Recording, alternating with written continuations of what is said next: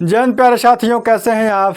उम्मीद करता हूं कि आप बहुत ही अच्छे होंगे, मस्त होंगे और बहुत ही ज़बरदस्त होंगे, बेहतरीन होंगे। तो मेरे साथी, जैसा कि मैं आपको रीजनिंग एंड मैथ वाले पे बता रहा था रेलगाड़ी, और मैं लेकर आया हूं फिर से आपको एक बेहतरीन क्वेश्चन आपके इस परिवार में। तो मेरे साथी, मैं कुलदीप आपको पढ़ा रहा हूँ मैथ। अब मैथ में आज टॉपिक है रेलगाड़ी, जो कि 3-4 क्लासेस आपको मिल चुकी हैं। तो मेरे साथी, आज का जो सेशन है आप इसे लास्ट तक ज़रूर देखिएगा। बहुत ही बेहतरीन क्वेश्चन मैं लेकर आया हूँ आपके इस परिवार पे। जैसा कि आपका पहला क्वेश्चन मेरे साथी, पहला क्वेश्चन है कि एक ट्रेन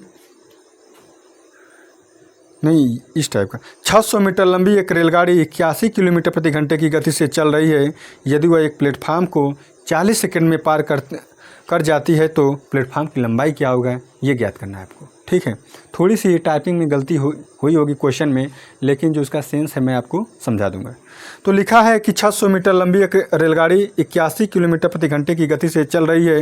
यदि वह एक प्लेटफार्म को 40 सेकंड में पार करती है तो प्लेटफार्म की लंबाई ज्ञात कीजिए। तो इससे पहले मैं साथी मैं आपको ये बताऊंगा कि जब रेलगाड़ी किसी व्यक्ति को पार करती है, जैसे मान लेते हैं यह क्या है, कोई व्यक्ति है मेरे साथी, ठीक है, इसे मान लेते हैं ये रेलगाड़ी है। तब क्या होता है, रेलगाड़ी अगर इस व्यक्ति को पार करेगी तब ऐसे ऐसे क्रॉस करेगी मेरे साथी, तो इसका ये लास्ट पॉइंट जब तक क्रॉस ना हो जाए तब तक पार हुई नहीं मानेंगे, और जब यही क्रॉस होगा तब ये कहेंगे कि वह व्यक्ति को पार कर गई है। तो साथी, जब व्यक्ति को पार की गई है तो रेलगाड़ी की लंबाई ही अपने लंबाई के बराबर ही रेलगाड़ी क्या की है, दूरी कवर की है। ये चीज़ें आप ध्यान दीजिएगा। तो हमने क्या बताया था आपको पिछली क्लास में कि जब कोई रेलगाड़ी किसी व्यक्ति को पार करती है, यानी कि किसी आदमी को, वृक्ष को या फिर सिग्नल को, तब क्या होता है, दूरी की जगह उस रेलगाड़ी की लंबाई होती है। इतनी बातें आप ध्यान दीजिएगा। ठीक है, ठीक है, देखो सही से आ रही है आवाज़।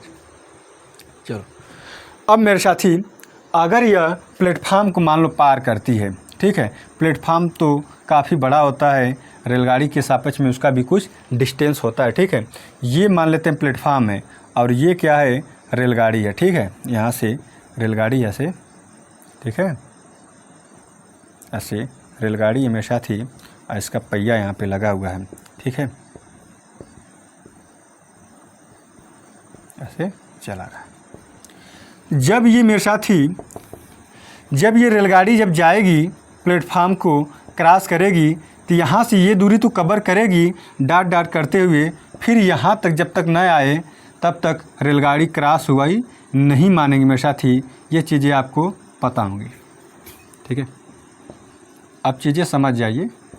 ठीक है, तब क्या होता है, जब ये प्लेटफार्म को, पुल को या फिर सुरंग को पार करती है तो दूरी की जगह पे जो टोटल दूरी होगा हमेशा थी रेलगाड़ी की लंबाई RL अब प्लस ये प्लेटफार्म P की लंबाई ऐड कर देते हैं टोटल दूरी में। टोटल डिस्टेंस बराबर क्या हो जाएगा, RL प्लस P। ये चीज़ें आप ध्यान दीजिएगा। अब क्वेश्चन पे आइए, क्वेश्चन क्या पूछा है हम आपको बता रहे हैं। ठीक है, जैसे कहा है कि 600 मीटर लंबी एक रेलगाड़ी 81 किलोमीटर प्रति घंटे की गति से चल रही है। यदि वह प्लेटफार्म को 40 सेकंड में पार कर जाती है तो प्लेटफार्म की लंबाई क्या है। मेरे साथी, लंबाई निकालने का सेंस ये हो गया कि दूरी ज्ञात कीजिए। तो टोटल दूरी बराबर क्या होता है, TD बराबर क्या होता है मेरे साथी, तो RL अब प्लस क्या होता है, प्लेटफार्म होता है। अब बराबर क्या होगा, दूरी बराबर क्या होता है, तो दूरी बराबर मेरे साथी होता है, दूरी बराबर चाल गुणे समय। ठीक है, तो चाल यहाँ पर क्या है मेरे साथी, 81 किलोमीटर प्रति घंटा है और समय दिया है सेकंड में, तो इसको भी मीटर प्रति सेकंड में चेंज करेंगे तो 5/18 का मल्टीप्लाई करते हैं। ये चीज़ें हमने आपको पिछली क्लास में बता चुके हैं। जैसे यहाँ पे लिख भी रहे हैं, 1 मीटर प्रति सेकेंड बराबर हो जाएगा आपका 18/5 किलोमीटर प्रति घंटा, और 1 किलोमीटर प्रति घंटा बराबर हो जाएगा 5/18 मीटर प्रति सेकेंड। ये चीज़ें आप ध्यान दीजिएगा। ठीक है, चलो, यहाँ पे 40 सेकेंड दिया है तो 18 से 9 से काटेंगे, 9 दूना 18, 2 से काटेंगे ये भी हो जाएगा 20। ठीक है, तो ये हो जाएगा 45, 45 दूना 90, 900। ठीक है, 900 मीटर वह टोटल दूरी कवर की। लेकिन इस 900 में मेरे साथी 600 जो उसका 600 मीटर क्या था, 600 मीटर लंबी रेलगाड़ी थी। तो प्लेटफार्म कितना रहा होगा, तो प्लेटफार्म क्या करेंगे, ये 609 में से घटा देंगे तो क्या हो जाएगा, 300 मीटर आपका प्लेटफार्म था, जो कि आपका ऑप्शन सही है मेरे साथी बी फॉर बॉम्बे। ठीक है मेरे साथी, हम आज आपको ये जो सेशन है थोड़ा तेज़ लेकर चलेंगे, ठीक है, और समझाते हुए लेकर चलेंगे। ऐसी बात नहीं है कि आपको ये चीज़ें ना समझ में आई हो, लेकिन हाँ आप कमेंट करके बता दीजिएगा क्या चीज़ें आपको समझ में आ रही कि नहीं आ रही हैं।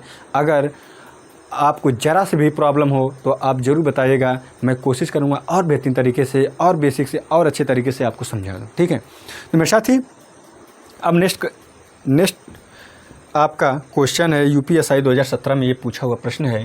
तो आप समझ सकते हैं कि ये जो क्वेश्चन मैं बताने जा रहा हूँ कितना ही महत्वपूर्ण है। ठीक है, जैसे लिखा है कि एक ट्रेन 90 किलोमीटर प्रति घंटे की रफ्तार से चलती है और यह 1 मिनट में प्लेटफार्म को पार कर जाती है।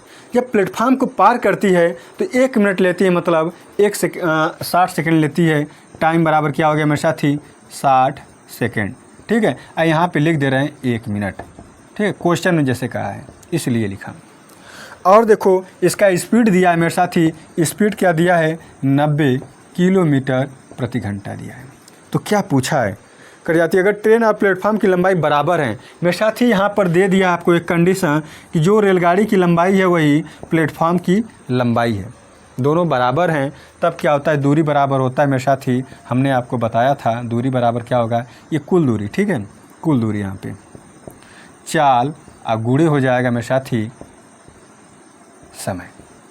ठीक है, एक चाल होता है, एक सापेक्ष चाल होता है। सापेक्ष चाल कब लेते हैं, जब दो चीज़ें दौड़ती हैं तब सापेक्ष चाल वहाँ पे लिया जाता है। तो मेरे साथ ही दूरी की जगह हम क्या लिखेंगे, RL प्लस P।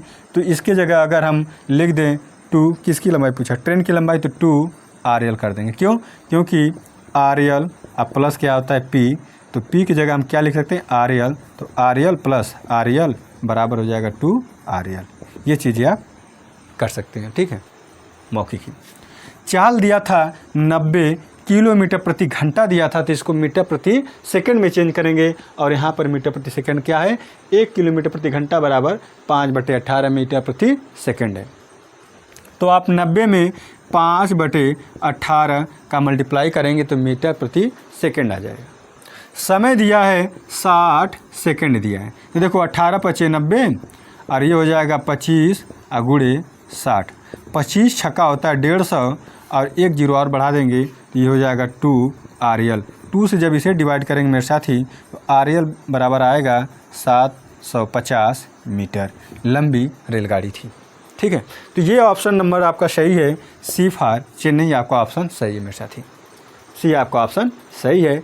आप इसे उतार लीजिए और ये क्वेश्चन बहुत ही इम्पॉर्टेंट है, यानी कि महत्वपूर्ण है, आपकी परीक्षा की दृष्टि से बहुत ही ये लाजवाब क्वेश्चन मेरे साथी। इस टाइप के क्वेश्चन आते रहते हैं। ठीक है,